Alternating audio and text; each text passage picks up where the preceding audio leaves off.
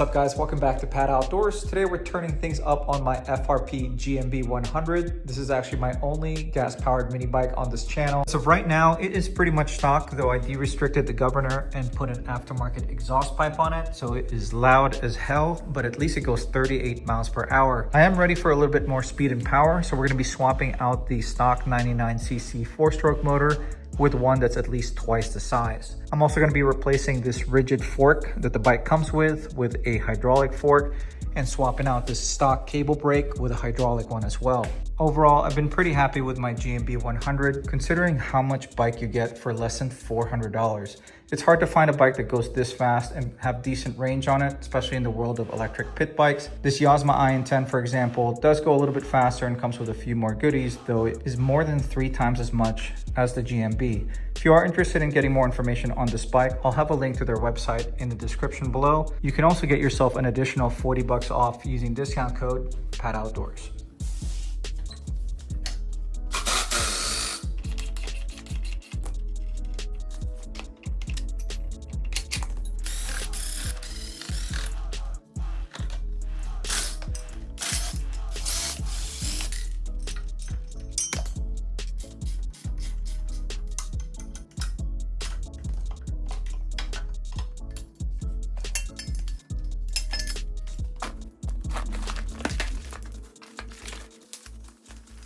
Here's everything that comes with the FRP suspension upgrade kit. You've got the upper and lower triple tree clamps, user manual, toolkit, both the hydraulic fork tubes, the stem bolt, and a front axle and a new set of spacers. What's good about getting it from FRP rather than any of the universal ones is it already comes with the mounting points for the original front fender. I also like the fact that it comes with additional mounting points on the triple tree clamps, which I can potentially use to mount the aftermarket headlight rather than clamping it on the bottom of my handlebar.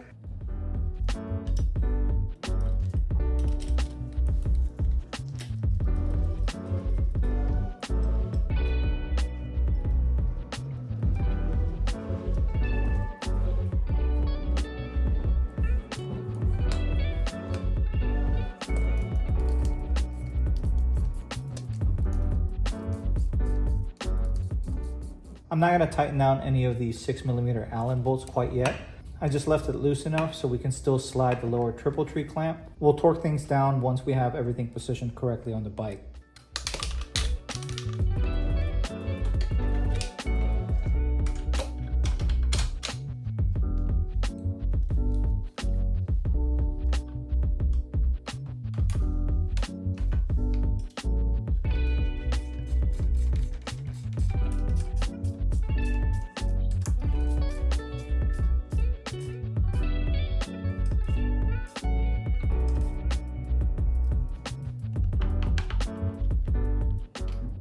One key difference when you're putting the fender back on the new fork compared to the original is the screws mount from the inside, so it's much easier to install with the wheel still off. So just remember to put the fender on before you put the wheel back on.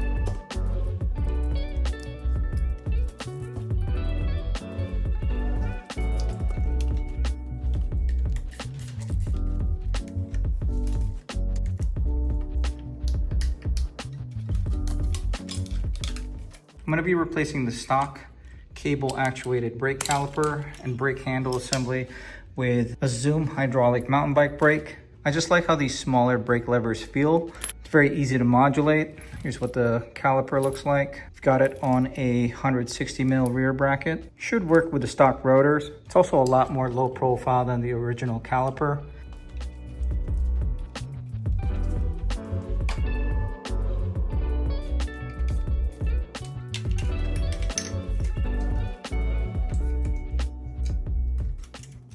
It does look like I'm gonna have to get some sort of adapter to get the caliper positioned correctly. So we're gonna have to hold off till that bracket comes in. For the meantime, we're gonna pull off the original motor. Before we can remove the engine, there are a few things that we still need to disconnect, such as the throttle cable, the kill switch wires, the exhaust, the chain. I think that should be it. Then we should be able to remove these 4 10mm bolts at the bottom. That's actually what's holding the motor in place.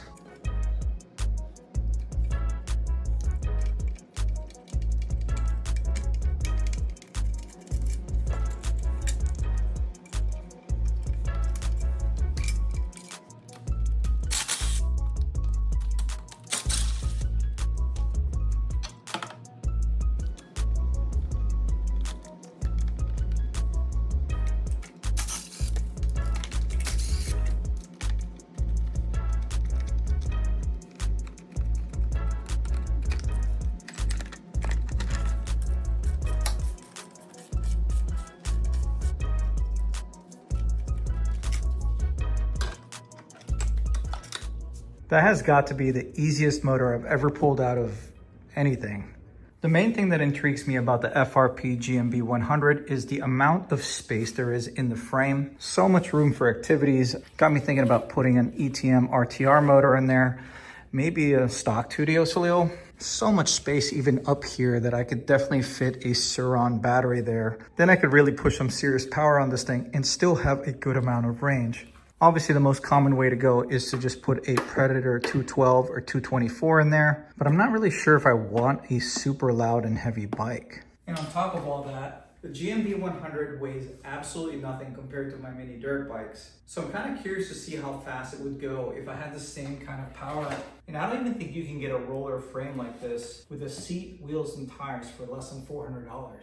I decided we're going to be swapping in this Predator 224 since majority of the mini projects I've had lately have mostly been electric, and I do enjoy the sound of gas engines, so we might as well build a gas mini. Here's what it looks like side by side from the stock motor. It is definitely noticeably larger. The main difference between the Predator 224 and the more popular 212 is this makes a tiny bit more horsepower. This makes 6.6, and this one also makes quite a bit more torque at 10.2 foot-pounds. We are gonna have to make a few changes to the 224 so it can fit the GMB properly. First thing being the pull start. I'm gonna rotate that 90 degrees so it's facing up, so I can pull start it while I'm on the bike, kind of like the stock one. And I'm pretty sure that the stock intake and exhaust are too bulky. I think it's gonna hit the backside of the frame, so we're just gonna take those off since we're gonna upgrade them to some aftermarket ones. I'm also gonna get rid of this throttle lever. I'm gonna modify the throttle to work with the original cable. I wonder if my other aftermarket exhaust works for this. Bolt pattern seems the same, though the flange looks a little bit smaller. I'm afraid it might have a little bit of an exhaust leak there if I try to use this. You know, it comes pretty close. I might try using this current exhaust for the meantime.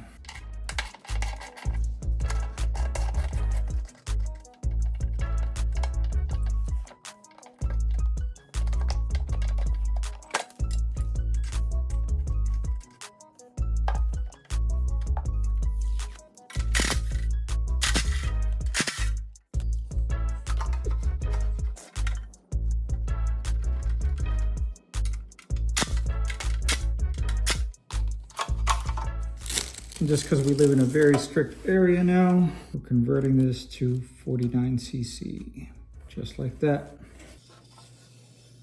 It's already starting to look at home in there. So I am going to be lifting the motor about 1/2 inch or so, since we're going to be using a adapter plate to convert the bolt patterns since they don't line up. I guess you could just re-drill the plate if you want to save some money, but I kind of wanted to lift it just a little bit just to make some clearance for the plug on the front of the motor, and the top of the cylinder head is tapping against the rear fender. And I think 1/2 inch would give me just the right amount of clearance where it would still give me plenty of space to take the fuel cap on and off. All right, we just got everything else we need to complete the Predator engine swap. This is a clutch with a 12-tooth 35 chain front sprocket, 60-tooth 35 chain rear sprocket, which I think would be more appropriate gearing for this size bike and the target speed we're looking for. rear brake caliper adapter, air intake kit for the stock carburetor, which I can also use on an aftermarket carb if we decide to upgrade that later on. This is the Predator 224 or Predator 212 adapter kit. This changes the bolt pattern, so it'll bolt right up to your GMB100 or any of the other smaller 100cc, 90cc bikes. And then this is a tachometer, so we can track what RPMs the engine is spinning at, and also be able to keep track of the hours that we're running on the engine for maintenance purposes. If you are interested in checking out any of the parts that we're using for this GMB project, I'll have everything linked in the description below.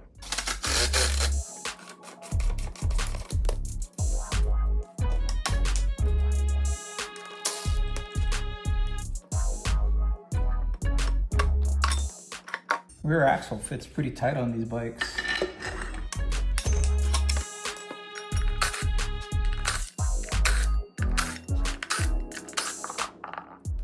So you can see the new 60 tooth is a lot smaller than the stock sprocket. I think the stock one is either a 75 or a 76. If you want crazy torque, you could just leave the stock sprocket in place, but I think they have this to balance out the stock motor, which is 99cc, which doesn't make too much low end torque. But the Predator 224 is a different animal.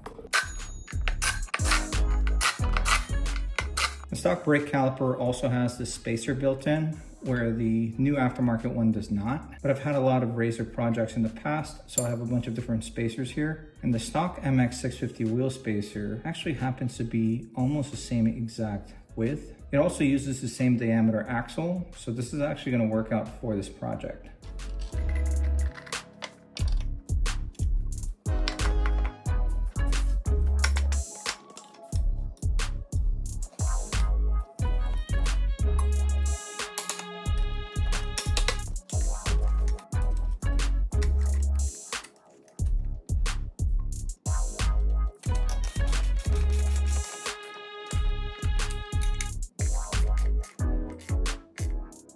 The caliper bracket kit did come with some spacers. I just didn't feel like stacking a combination of these to get the right height, since I happen to already have a spacer that works.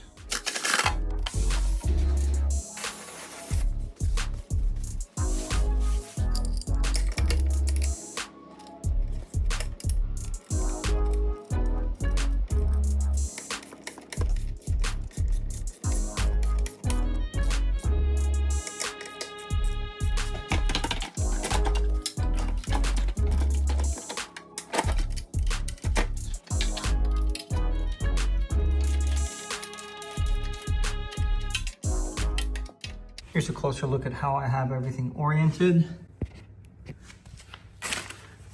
The bolts for the bracket going to the bottom are fully torqued down, though I left the top ones to the motor relatively loose, at least just loose enough so we can slide the motor left and right, just until we get the chain alignment perfectly lined up, then I'll torque everything down. But it raised the motor just about ½ an inch, which made just enough clearance for that plug up front and plenty of clearance for the cylinder head to the rear fender. Definitely the best $15 I've spent so far. Saved me a bunch of time not having to re-drill the frame, and also left a bunch of room up top to be able to take the fuel cap off.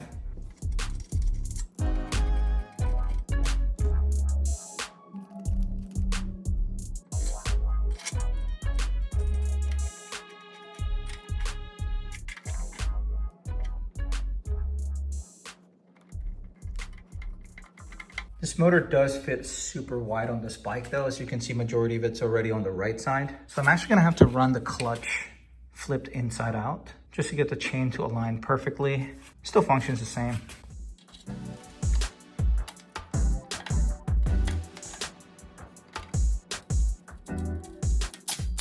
All right, we're definitely gonna have to take some links out to get the chain to the proper length. Shouldn't be a big deal, maybe 4. Also looks like we're gonna have to reposition the motor just 1/4 inch towards the right side to get the chain to line up perfectly as well. Once we get all that positioned correctly, then we're gonna torque down the 4 bolts at the bottom of the engine.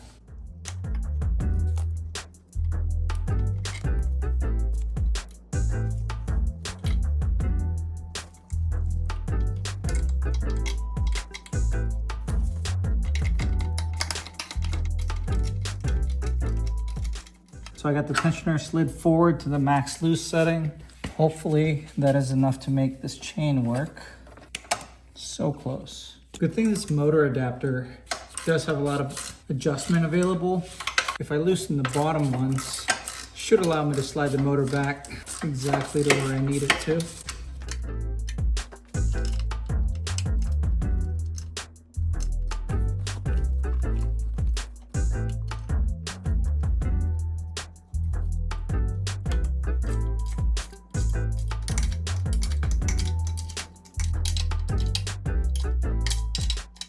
All right, now that we got the motor mounted exactly where I want it, chain appears to be perfectly aligned from the front to the rear sprocket. Now I'm going to adjust the chain tension with the original tensioner.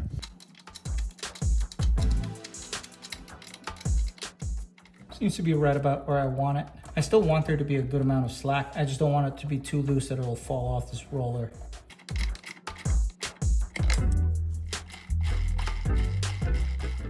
So this is the aftermarket exhaust that I was using on the original engine. It physically bolts onto the new engine cylinder head, though the exhaust port is slightly offset from where the mounting holes are. So you can see this is obviously a D-bore, but the center of the opening is slightly above the center line between these two bolts in comparison to the original flange, which is directly in the center. So I think I'm gonna make it work for now by notching the two mounting holes a little bit lower so I can align the exhaust slightly higher to match better with the hole, which should seal up any exhaust leaks for the meantime. I'm eventually going to swap out the exhaust to another one that's designed for a Predator 212, but we're just going to run this for testing.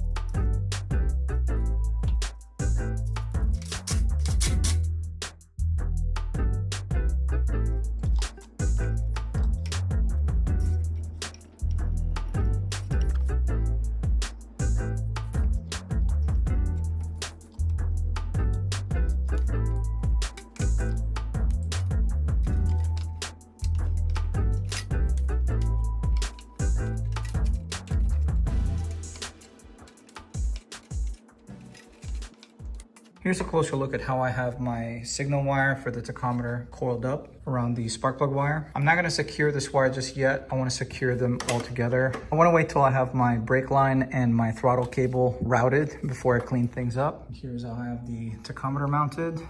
And then according to the instructions, for a 4-stroke 1-cylinder, should have it set to 1P2R. And when it's shipped, it comes 1P1R, which is for a 2-stroke. So we're going to change that to 1P2R.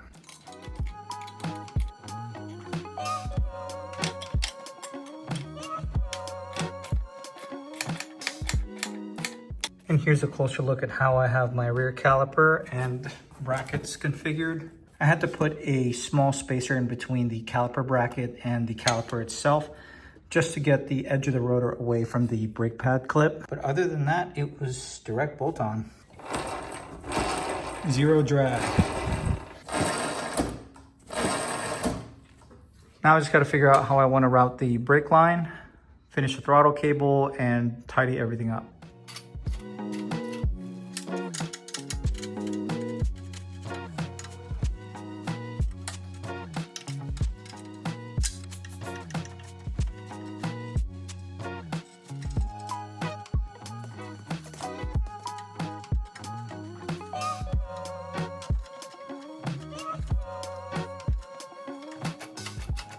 I'm not feeling too confident with this tiny little spring bringing the throttle lever back to its close position all the way. So I'm gonna add a helper spring to add some tension to the throttle lever, keep it in the closed position, just to make sure we don't end up with a throttle that's stuck open.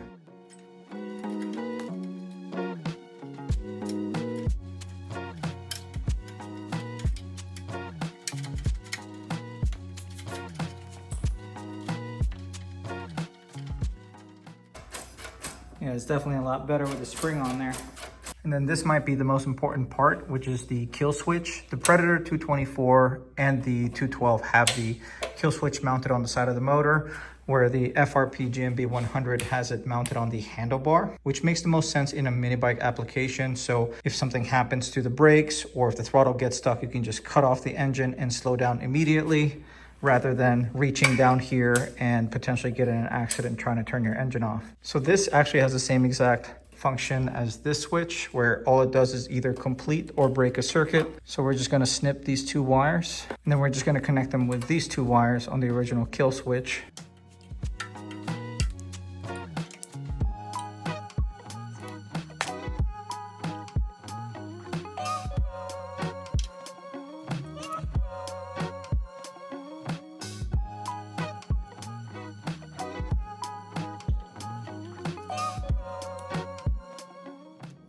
I think I got everything pretty much wrapped up. Here's a closer look at that kill switch and how I tightened up the cables, brake line, tachometer, clutch and tensioner side.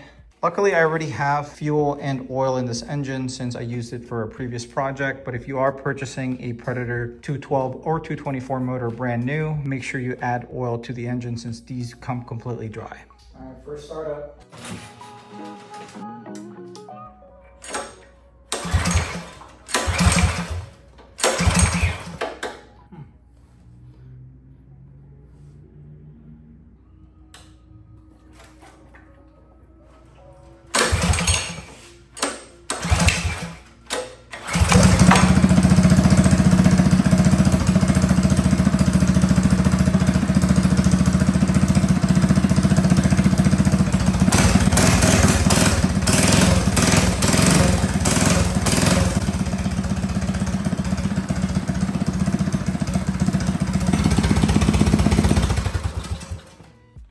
So I'm not quite ready to take the bike out just yet. We're gonna do all the testing this weekend. I've got some family stuff to attend to tonight, but I'm glad we got the hydraulic fork, hydraulic brakes installed, and obviously the Predator 224 swap. Comment below how fast you think this bike is gonna go, and if you have any suggestions on what else I should upgrade on it. I also picked up a second FRP GMB100 frame that I found on Craigslist for like 20 bucks. I got intrigued with how much space there is in the frame, so we're probably gonna power this one with either my Tudio or my RTR stock parts. I'm curious to see which one is gonna be faster, gas or electric. If you wanna pick up an FRP GMB100, I'll leave a link in the description for their listing. You can also get yourself $40 off by using discount code PATOUTDOORS. If you enjoyed today's video, do me a favor and hit that like button. If you like this kind of content, wanna keep up with some of my projects or some of my reviews, make sure you subscribe to this channel and turn your bell notification on. But this is going to be it for today. Thank you for watching.